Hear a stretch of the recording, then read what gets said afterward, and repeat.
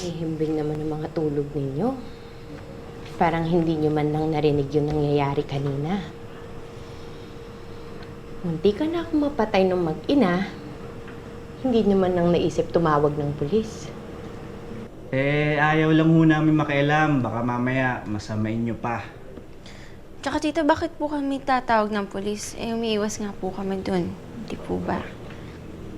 At sumasagot pa talaga kayo. Tinanong niyo po eh. Tay! Oh, bakit? Ano nangyayari dito? Yun. Pagtapos akong sugurin dito ni Christy, yung walang hiyang ina niya naman yung sumugod dito. Kaya ayan, napuruhan ako. Huwag ka mag-alala, Shaira. Matatapos din yung problema. Mapapasayo din si Jordan. Tapos si Christy, mapapasa akin naman. Bilisan na natin kumilos. I want her out of my life. ASAP.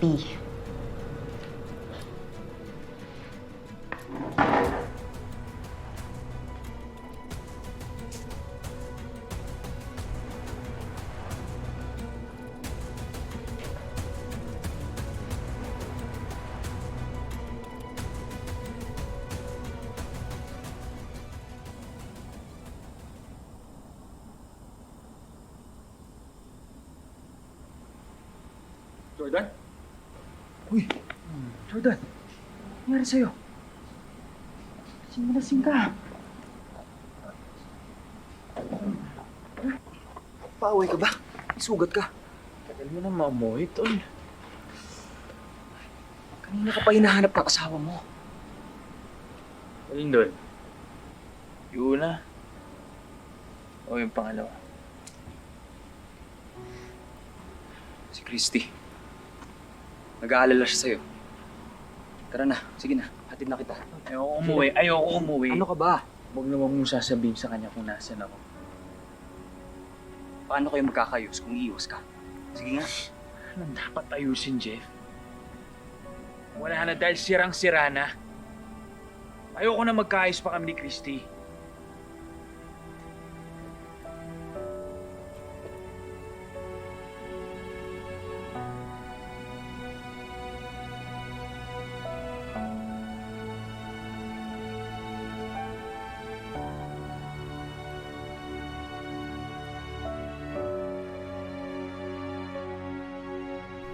Nagsasabi ng totoo si Shaira. Nakita namin ang pag-aaway nila ni Christy. Dumating pa nga yung nanay yata ni Christy yon. Pero hindi kami nakialam. Minabuti naming manahimik na lang para kesa malaman ni Christy na dito kami nagtatago. Kasi tama po yung ginawa niyo lahat. Huwag na ho kayong makisali dito sa gulo. Tay, kaya po ba nag-away si Nanay Christy tsaka Tita Shaira dahil po sa isang lalaki? Anak, sa ngayon oo, pero matatauhan din ang nanay Christy mo. Sa atin din siya mapupunta dahil sa atin siya nararapat at hindi dun sa lalaking yan. Pero tay, mahal niya po yung lalaking yun. Hindi na ngayon. May nagbago na. Leon, Po. kaya mo ba kami dinala rito para magtago dahil magkakuntsaba kayo ni Shaira para paghiwalayin si Christy at ng asawa niya? Kausa kaya po tayo nandito dahil wala na po tayong ibang lugar na matataguan. Sa bahay na to, ligtas tayo. Walang nakakaalam na nandito tayo. Kahit sila alakdan, hindi nila alam na nandito tayo. Kaya pakiusap po na lang po sa inyo lahat na pakisamahan nyo na lang ho si Shaira. Gawin nyo ang lahat para pakisamahan siya. Kaya hanggang doon na lang po ang pwede nyo malaman lahat po na ngayon.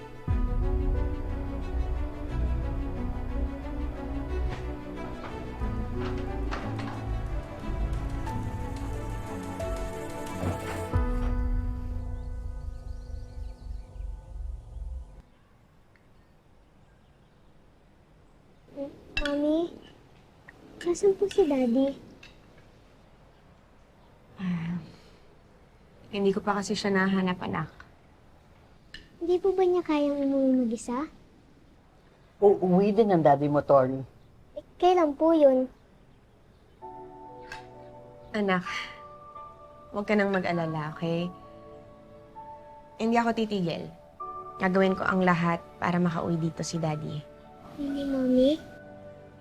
Oo naman, pangako yan. Love you, Mommy. I love you too. Huwag ka nang mag-isip, okay? Kain ka na. Eat your breakfast. And don't forget your milk.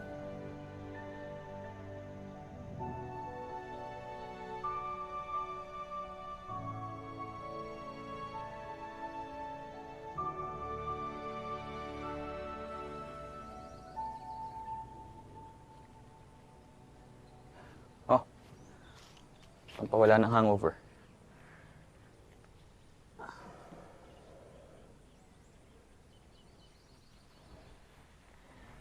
Hindi ko maintindihan, Jeff. Hindi ko maintindihan na kayang gawin ni Christy to sa akin. Actually, tinanong ko rin sa sarili ko yan. Paano niya nagawang lokohin ka? Wala ka nang ibang ginawa kundi mahalin siya.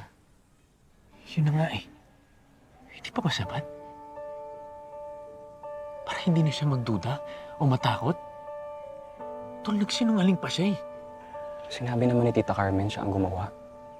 Siguro napilitan lang din si Christy. Still, hindi niya dapat ginawa to. I don't know, Tol. Maybe out of love? For you? Mahal mo pero lolokohin mo. Labo. Alam mo siguro, Tol, naghahanap kasi tayo ng sagot sa maling tanong. Siguro dapat ang tanong, mapapatawad pa ba si Christy? Madaling magpatawad, Jeff. Pero kaya bang ibalik ng pagpapatawad ang tiwalang nasira na? Paano kami uusad ngayon sa relasyon namin kung may pagdududa? Tol, ikaw lang makakasagot sa tanong na yun. Kasi kung bibitawan mo si Christy, baka may makagaw sa kanya. Hindi siya bibitawan, siya ay ipaglalaban ko.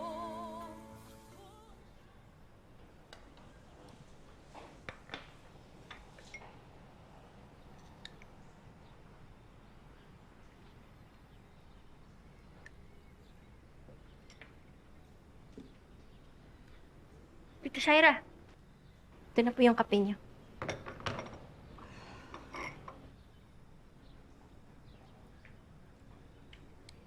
Ano ba to? Po. Kape ba to? Soft drinks? Ba't sobrang tamis? Tita Shay, sorry po. Ganyan po kasi ako magtimpla ng kape. Eh, di niyo naman po sinabi na bawasan yung tamis eh. Kasi dapat, sa edad mong yan, nag-iisip ka na, di ba? Alam mong puyat na puyat ako kagabi. Di ba? Ang dami nangyari sa akin. Tapos ano, ibibigyan mo sa akin sobrang tamis na kape? Ha? Ayaw niyo po ba nun, Tita Shay? Unting tamis para gumanda po yung pananaw niyo, ganon. Ulitin mo siya.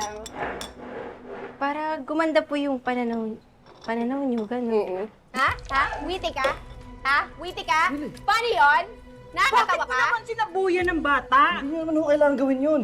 Ano hindi kailangan gawin? Ito, tandaan ninyo! Kayong lahat! Wala kayong karapatan para sabihan ako kung ano ang dapat at hindi ko dapat gawin dahil pamamahay ko to at mga palamunin na kayo! Kaya ikaw, ito tatandaan mo. Hindi porket ano ni Leon, hindi kita papatulan. Tama na! Naiintindihan mo? Sumusobra ka na! Tama na. Tama mo! Bakit anong gagawin mo? Ha? Huwag na ano gagawin mo?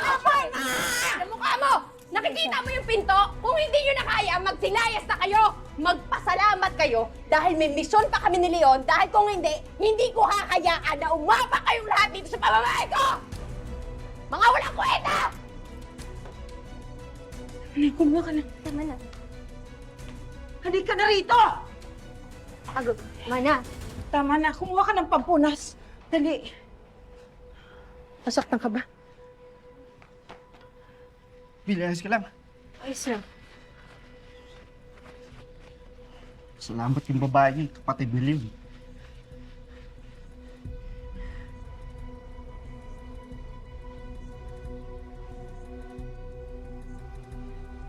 Sana hindi nyo na ako pinigilan eh. Alang-alang kay Leon. Huwag na nating palakihin pang gulo. Tama. Huwag niyo na sabihin kay tatay. Ang dami ng problema.